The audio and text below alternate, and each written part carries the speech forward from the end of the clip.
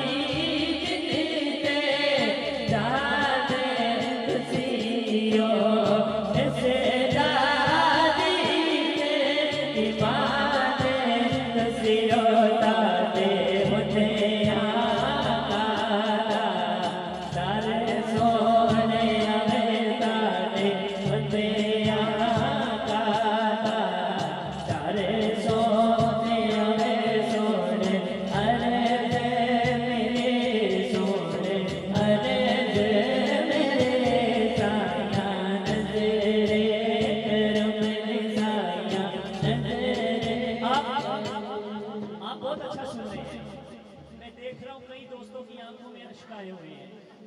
आप बहुत मजे से सुन रहे हैं, लेकिन एक दफा उस मालिक से मांगने के लिए हाथ दोनों बुलंद करें जरा। हाथ दोनों बुलंद करके, हाथ कोई नीचे ना रह जाए। फिर कहना है, क्योंकि मुझे कोट मिठड़ वाली सरकार का वो जुमला याद आ गया, गुलाम फरीदा अबूए यार दे मरिए, सोना वेखे या ना वेखे, हाथ नीचे नहीं करना। ज़्यादी जिंदे जाने से